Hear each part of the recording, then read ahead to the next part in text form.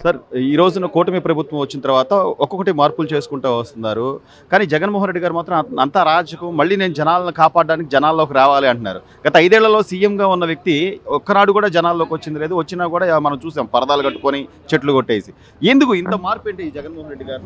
ఇప్పుడు మళ్ళీ జనాలు ఎందుకు గుర్తొచ్చారు? ఏం లేదు, మళ్ళీ ఇంకొక నాటకం అంత తప్ప నుంచి ఏం లేదు.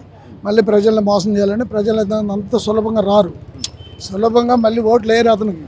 అది మాత్రం వాస్తవం.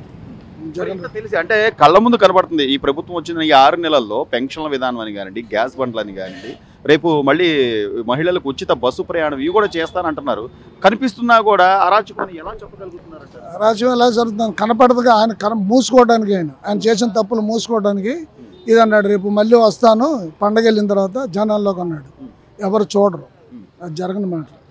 అతను ఎన్ని చేసినా కూడా ఒకసారి ఛాన్స్ అన్నారు, ఒకసారి ఎంతమందిని బాధ పెట్టాడో అర్థం చేసుకోండి. ఏం జరిగిందంటారు గత 5 ఏళ్ల కాలంలో? 5 ఏళ్ళు ఏముందండి, చాలా ఏడ్చారు కదండి. ఎవరు సుఖంగా ఉన్నారు? ఎవరు లేరు. అన్నింటిలో అన్ని బాధలు. కరెంటు పెరిగినాయి, నిత్యావసర సరుకులు పెరిగినాయి. సామాన్యమైన బతకలేడు కదా, బతకలేని స్థితిలో ఉన్నాడు.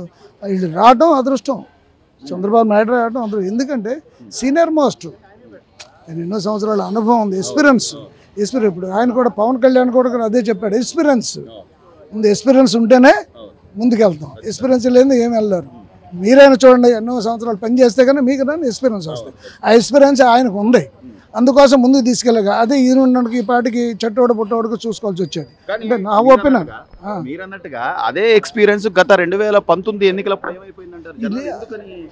ఆయనకి 151 సీట్లు ఇచ్చే పరిస్థితి వచ్చింది. కారణం ఏంటంటే కొత్త ఒక వింత పాత ఒక రాత అంటారు చూడండి, అంతే. ఇప్పుడు తెలిసింది కదా, తెలిసిన తర్వాత ఎలా ఉంటుంది? ఒక్క ఛాన్స్ అయిపోయింది, ఇంకా అయిపోయింది, సాఫ్ట్ క్లోజ్. సో మొత్తం మీద ఈ రోజున రెవెన్యూ సదస్సులని కానివ్వండి, లేకపోతే రోడ్లు, గ్రామాల్లో ప్రధానంగా రోడ్లు ఎన్నో చేస్తున్నారు సార్, కష్టపడుతున్నారు, చేస్తున్నారు. అది మాత్రం వాస్తవం. కంటికి కనపడుతుంది, కంటికి కనపడకుండా లేదు, కంటికి కనపడుతుంది కదా. కంటికి కనపడింది అయితే ఏదో తీసుకెళ్ళి అక్కడ పెట్టారు ఇక్కడ పెట్టారని కాదు కదా, కంటికి కనపడుతుంది. ఇది ఎక్కడ ఏం చేశారు, ఎక్కడ ఏం చేస్తున్నారు, ఎలా చేస్తున్నారు, ఏంటని చేస్తున్నారు. ఎంత బియ్యం పట్టుకున్నాడు కష్టపడి కాకినాడ. మరి ఇదంతా ఎవరు చేశారు? అంతమంది ఎవరైనా చేశాడా? ఏ గవర్నమెంట్ చేయలే. బ్లాక్ను అరికట్ట ఏ గవర్నమెంట్ చేయలే.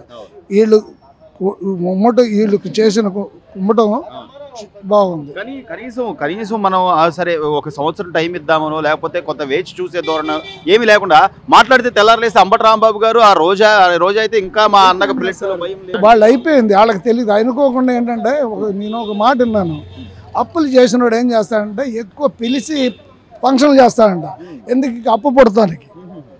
వీడు బాగానే ఉన్నాడు, వీడికి ఏమైనా ఇచ్చిన ఆ టైప్ తప్పించి ఏమి లేదు. సో ఈ రోజున పరిశ్రమలు అంటే ప్రధానంగా లోకేష్ గారు ఐటీ శాఖ మంత్రిగా, అలాగే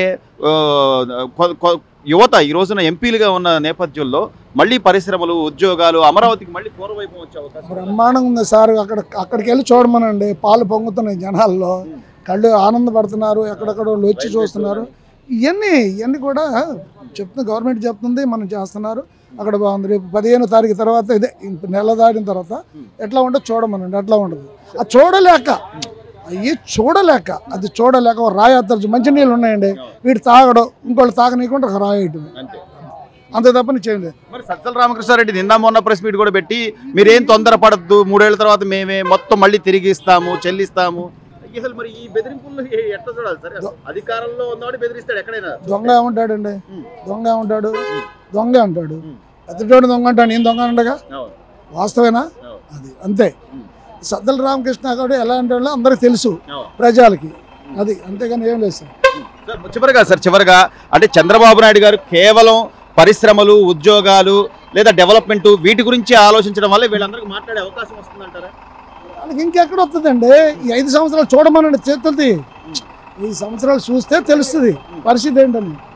5 సంవత్సరాలు చూస్తే తెలుస్తుంది పరిస్థితి ఏంటని. ఇప్పటికి ఎంత మార్పు వచ్చింది చూడమనండి, ఇప్పటికి ఎంత మార్పు వచ్చింది.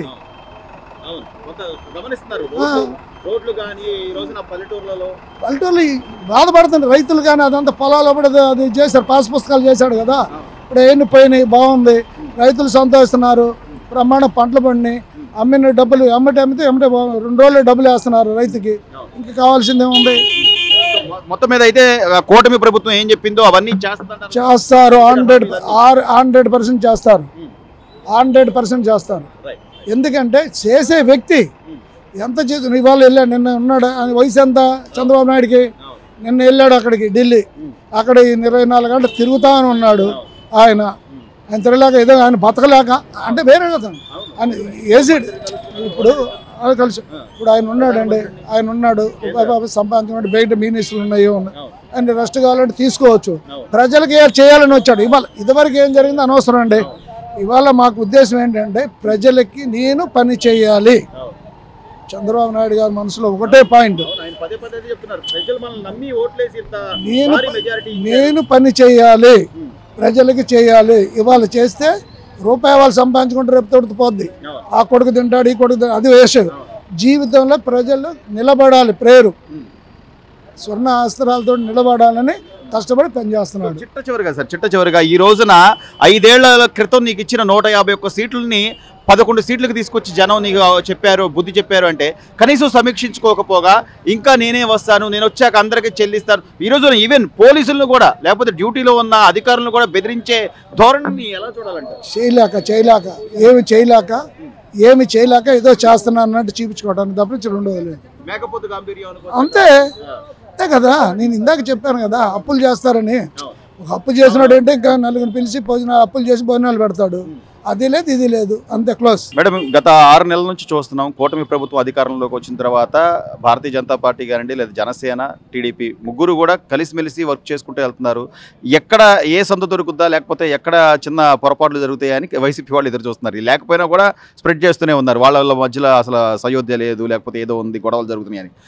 3 పార్టీలు మమేకమయ్యి ఆంధ్రప్రదేశ్ ఈరోజు శాంతి భద్రతతో విరజిల్లుతుంది. ఆ విషయం తెలిసింది అందరికీ. వైసీపీ ఎన్ని కుట్రలు పూని ఎన్ని స్ప్రెడ్ చేయాలి అనుకున్నా అది జనాలు చూసే జనాలకు అర్థమవుతుంది కదా. వాళ్ళ పరిపాలన బాగాలేదు కాబట్టే ఇప్పుడు కూటమి ప్రభుత్వాన్ని అధికారంలోకి తీసుకొచ్చారు. అదేవిధంగా ఇచ్చిన మాట ప్రకారం కూటమి ప్రభుత్వం హామీలు నెరవేర్చుకుంటూ వస్తుంది. ఇప్పుడు మనం వెంటనే అన్నీ చేసేయాలంటే పని అవ్వదు. ఎందుకంటే ఆల్రెడీ అప్పుల్లో ఉంది ఆంధ్రప్రదేశ్. ఆ అప్పుల్లో ఉన్న ఆంధ్రప్రదేశ్ని మనం ఒక్కొక్క హామీని నెరవేర్చుకుంటూ వస్తున్నారు. ఈ తల్లికి వందనం అనేది ఇంకా ఇవ్వలేదని హేళనగా మాట్లాడుతున్నారు. నీకు 15,000, నీకు 15,000, నీకు 15,000 అని. సంక్రాంతి పండుగ వెళ్ళిన తర్వాత నీకు 15,000, నీకు 15,000 అదే హేళన చేసిన వాళ్ళ కుటుంబంలో ఉన్న పిల్లలకు కూడా ఇంటర్ చదివే పిల్లలతో సహా 15,000 ఇప్పించే బాధ్యత మా కూటమి ప్రభుత్వాన్ని. ఎంతమంది ఉంటే అంతమంది అని కూడా చెప్పారు. ఖచ్చితంగా ఇంట్లో 2 పిల్లలున్నా 3 పిల్లలున్నా ఖచ్చితంగా వాళ్ళకి ప్రతి ఒక్క బిడ్డ చదువుకునే బిడ్డకి 15,000 రూపాయల అమ్మకు వందనం, తల్లికి వందనం పేరుతో వస్తుంది. ఖచ్చితం. అది మీరు చెప్పినట్టుగా అంటే సంక్రాంతి తర్వాత కొన్ని పథకాలు అమలు చేస్తామని చెప్తున్నారు. ఇప్పటికే కొన్ని పథకాలు అమలైనాయి. ఏవి మన పెన్షన్ విధానం కానివ్వండి, లేకపోతే ఉచిత గ్యాస్ సిలిండర్లు కానివ్వండి, ఇట్లా చేసుకుంటూ వస్తున్నారు. నిదానంగా చేసుకుంటూ వస్తున్నా ఈరోజు రోజా గారు లేదా అంబటి రాంబాబు గారు పదే విమర్శించడానికి అసలు విలువలు లేని వ్యక్తులు ఎవరైనా ఉన్నారంటే గత ప్రభుత్వంలో ఉన్న మంత్రులు. అసలు వాళ్ళు మాట్లాడే మాటలకి ఏమేమి సమాధానం చెప్పాల్సిన అవసరం కూడా లేదు. వాళ్ళకేం విలువ ఉంది? వాళ్ళు ఎన్ని హామీలను నెరవేర్చారు చెప్పండి. ఇదే తల్లి అమ్మఒడిని పేరుతో వీళ్ళు ఎన్ని సంవత్సరాలు ఇచ్చారు?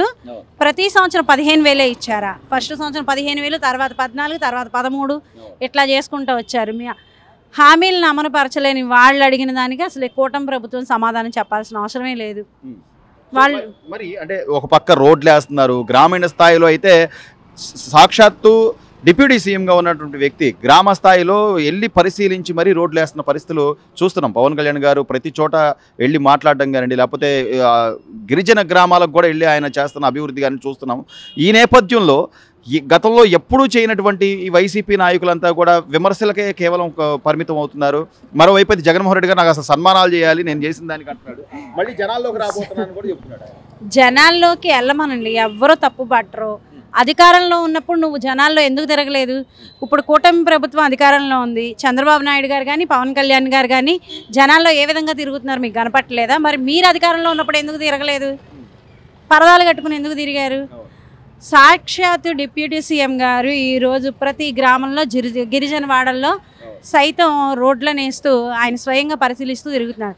ఒకప్పుడు అసలు డిప్యూటీ సీఎం అనే ఓడికి ఏమన్నా అర్థం ఎవరికైనా తెలుసా? ఎంతమంది ఉండేవాళ్ళు? ఆ పదవికి ఒక విలువ ఉందా అండి గత ప్రభుత్వంలో? ఇప్పుడు ప్రభుత్వంలో డిప్యూటీ సీఎం అనే పదవికి ఎంత విలువ ఉంది? ఎంత ఇదిగా పవన్ కళ్యాణ్ గారు చేసుకొస్తున్నారు.